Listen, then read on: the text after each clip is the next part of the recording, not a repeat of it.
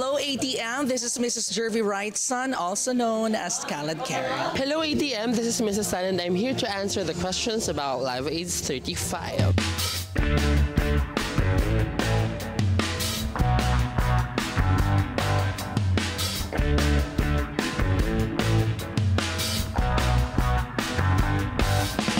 The longest running comedy musical variety show in the country, Live Aid. So yun yung isa din sa mga claim to fame, kumbaga, ng Live Aid. It really is the longest running comedy musical variety show in the country.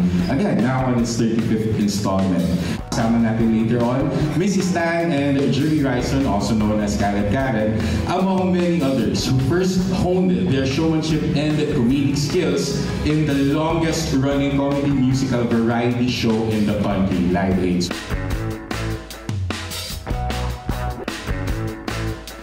We do Live Aids every year and we write the materials based on what's happening around us. Like it's super current. We revise the script depending on what's trending, the things that are in the headlines. So kung anong pinag-uusapan sa kasalukuyang panahon, yun po ang isinusulat namin sa Live Aids. Sa Mascomers come from different generations, from way before to up till now. Marami kaming bagong members, laging ganon, at lagi siyang collaborative. Everything from across all generation, counter-check na papag-usapan at laging may teamwork and collaboration sa bawat isa. At yung pag-uusap na yon, that keeps Live Aids updated and update at alam mo yon, relevant pa rin until now.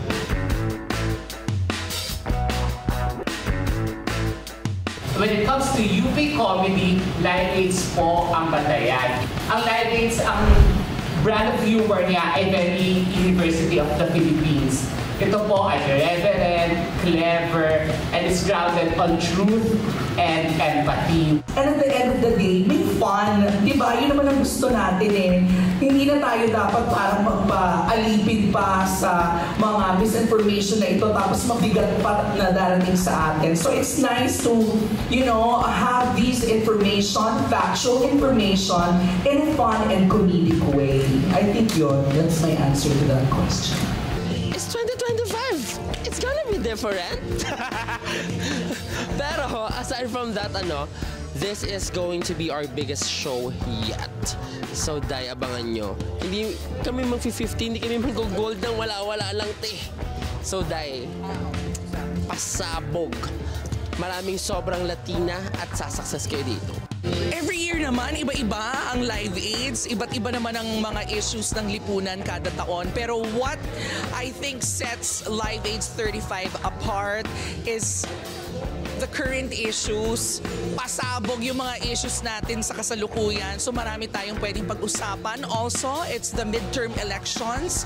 So tatalakayin din po natin yan sa ating palabas.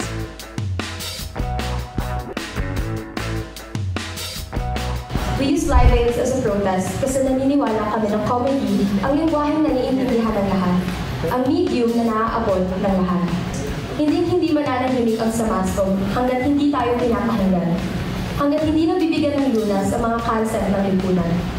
We will continue to fight and make noise using laughter and comedy as our weapon. We will continue to poke fun and make a mockery out of the leaders of this country na parang joke time lang din naman ng taong bayan. Hindi sa Mascom and Live Aids have been my playground and training ground. Simula po nung nag-aaral po ako dito sa pamantasan ng Pilipinas. And I've always been grateful to all the experiences and learnings na meron po ako mula po sa organisasyong ito.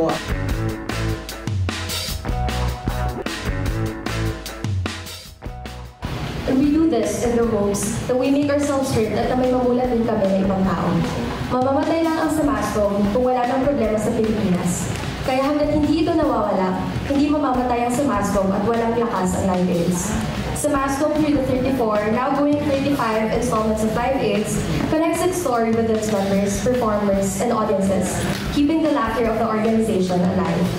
And with that, sana po ulbati ng lahat ng gold sa Samascom. Thank you. Oh my God!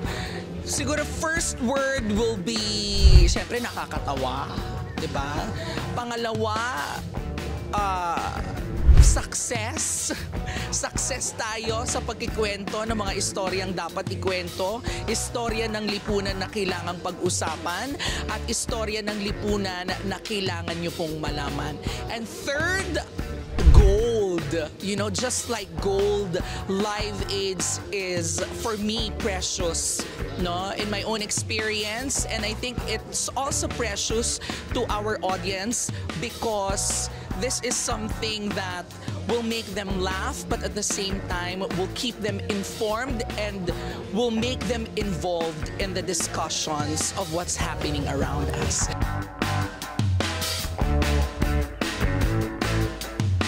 Still want to preserve that story na ano kasi, TV writer din ako, so meron akong pang-masa sensibility. And siguro dahil sa pang-masa sensibility ko, I try to infuse that to live aids. Na it's not too high, not too low. It's a mix of both. Kumbaga, it's aircon humor na nasa kanal.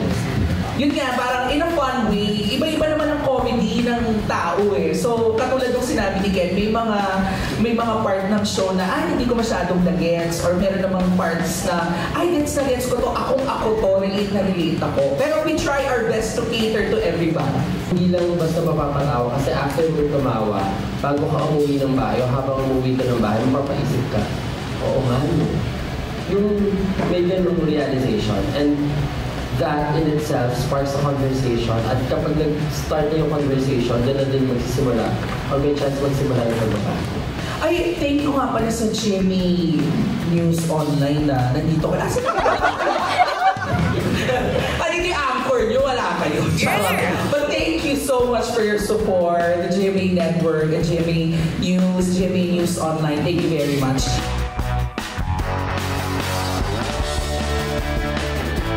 Diba? Huwag po natin kalimutang tumawa. Huwag po natin kalimutang maging masaya despite the adversities that are happening around us. I really hope na manood din po kayo ng Live AIDS and spread the word please sana. Invite your friends, your family. Because this is a show for all. Kasi we are telling the stories of everyone. And it is really our goal to share the diverse stories of everyone, of every Filipino. So, sana marinig din ito ng maraming tao. So, manood po kayo. Thank you. So, manood po kayo ng Live AIDS, A Laugh Story. This is our 35th installment. Hatid po sa inyo ng UP Samascom or UP Samahan ng Mag-aaral sa Komunikasyon ngayong darating na May 9, 10, and 11. ATM, sana makita ko kayong lahat. ATM. At manood tayo lahat ng Live AIDS 35 dahil May 9, 10, and 11. Abangan nyo. Kasi kami, inaabangan din namin siya. So, see you!